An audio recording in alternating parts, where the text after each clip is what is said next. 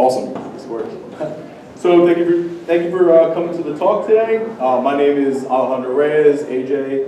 I'm an aquatic ecologist working for GEI Consultants, and this is a project that's a little bit different from the marine fisheries we've been talking about.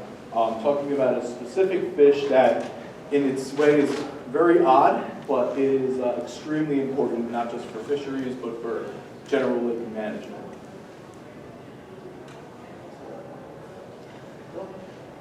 So today I'm just going to give a brief overview of what grass carp are, why they're so widely used in the state, talk about what the decision is when they get stocked, how the state handles stocking, some of the trends that we saw while analyzing the data set, and then also some sort of larger picture questions about where these grass carp sort of fit into our larger ecosystem management. So what are grass carp? It is Tenophoringodon. Idella. Sorry about that. That name messes me up all the time. It is actually a fish that's native to Europe and Asia. One of the common names for it is the white amur, which is originates from the Amur River out in Russia and China. This fish was first introduced into the United States in 1963 in Arkansas. And you can basically think about this fish as a large aquatic cat. It is meant to eat aquatic vegetation. So a lot of different individual lakes love to usually stock this fish because it is very efficient at eating vegetation, which usually interferes with boating, fishing, and swimming. In 1963, it's pretty important to remember kind of where we were at in that time frame in terms of our environmental management. That was the time when Silent Spring came out a few years earlier. This is right around the formation of the EPA, and there was a lot of pushes for sort of non-chemical approaches to control aquatic vegetation and also terrestrial vegetation as well. So grass carp are sort of a natural biocontrol to try and explore by the United States government. From about 1963 to 1985, only diploid fish were available for use. And then once the transition from diploidy to triploidy was able to be established in 1985, that kind of set off the chain reaction of a bunch of these different fish being stocked.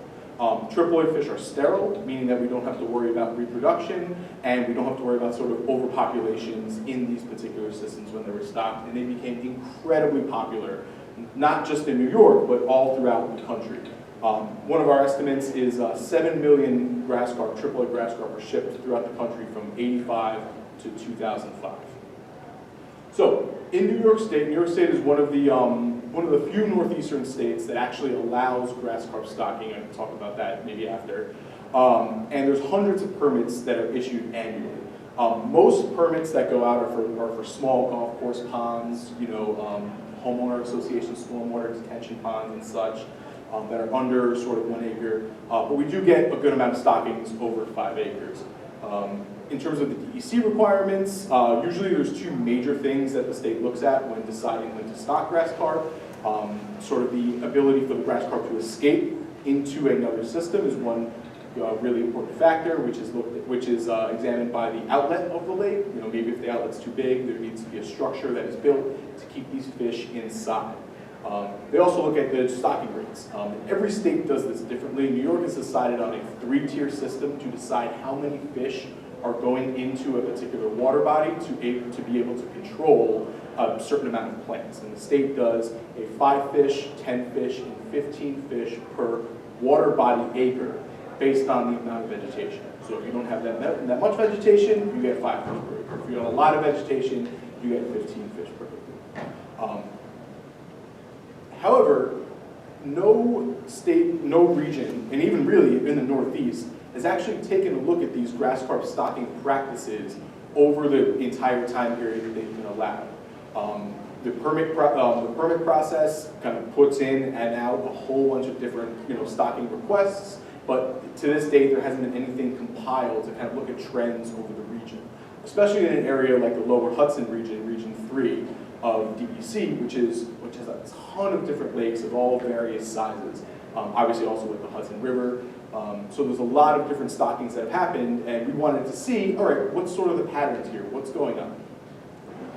So generously from Region 3's fisheries staff, we received a spreadsheet detailing all of the stockings from 1991 out to 2021 in the region. And these are restricted to water bodies over 5 acres. There was a lot more stockings in the smaller water bodies, but I wasn't going to torture the DEC staff to get me all that information. That was a little bit too much for the scope of this work.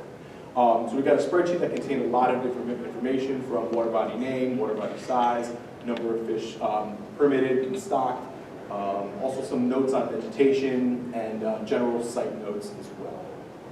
We also received some supplemental reports from lake associations looking at the types of vegetation they had pre and post stocking, and I'll talk about that a little bit more. So the next few slides, we're just going to talk about some quick kind of regional demographics in terms of the grass carp stockings.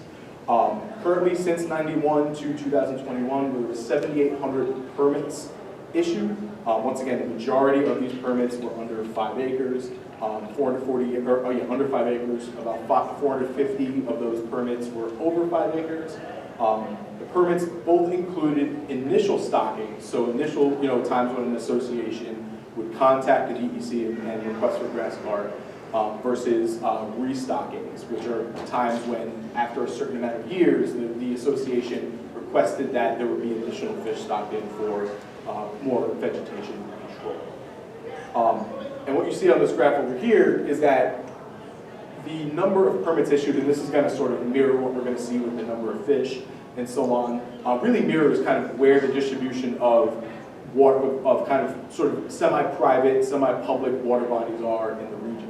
Dutchess County, Westchester, and Putnam have a large concentration of these water bodies that would be stocked by grass carp versus something like Ulster County, which is a little bit more rural, has a little bit different geography. Same thing with Rockland and Sullivan. So the total number of grass carp, to our best estimate, now this is an underestimate, is about 130,000 grass carp from 1991 to 2021. Part of the reason why this is an underestimate is because we don't know if there was any potential illegal stockings that happened. That is unfortunately something that happens, if a hatchery has not either been approved or an individual goes across state lines to grab a carp. All these things obviously the state tries to avoid, but they are in some way not 100% efficient. So we do see a near split between the water bodies under 5 acres and over 5 acres in terms of the number of grass carp, and this is to be expected. Larger water bodies are going to get more carp, and smaller water bodies are going to get less amount of carp. And once again, as you see by the map, the distribution of these lakes the distribution of the number of carp stocked kind of matches what we're seeing with where the majority of the water bodies are distributed in this area. Once again, Putnam, Westchester, Dutchess. So, looking at the most common stocking rate. So I mentioned there was that 3-tiered system of 5 fish, 10 fish, 15 fish per acre.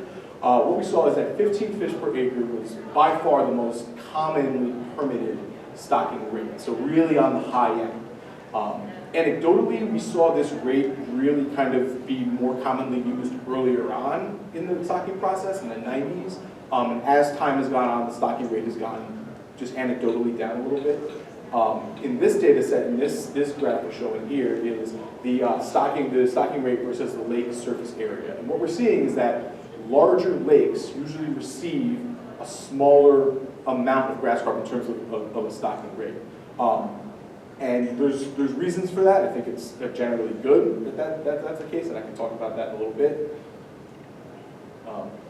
So, kind of moving into the target plants. So, just as a reminder, people stock grass carp to try and remove aquatic vegetation. And most important to the state, most important to a lot of groups, is invasive aquatic vegetation that ends up growing to the surface, becoming a recreational impediment, stopping people from swimming, boating, and fishing. So we wanted to look at that and see what the permits were telling us in terms of trends for aquatic invasive species. Of all the permits we looked at, 238 of the permits listed about one invasive species. If you remember, I said about 450 of those permits were for water bodies over 5 acres. So we have about roughly half of the permits that were issued for grass carp control in water bodies over 5 acres being not for an invasive species, but an invasive species was detected in that permit document. One of the issues, though, we ran into, and this kind of leads into a little bit of sort of the larger picture here, is that almost all the permits did not list the target plant that was going to be controlled. The DEC permits only have you list the percentage of species that are in that are in the water body, but not the actual target.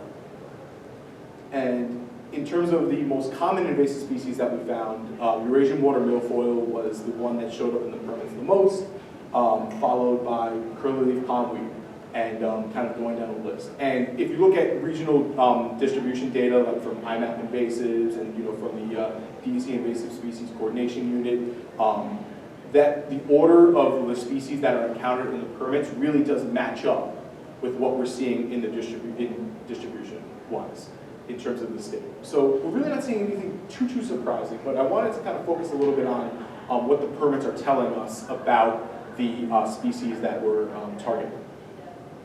And what we found is, based on those 448 permits that came out for water bodies over 5 acres, currently a small percentage provided DEC Fisheries unit with any supplemental information about the lake, right? So any vegetation maps to decide, all right, is this appropriate to stock or is it not appropriate to stock?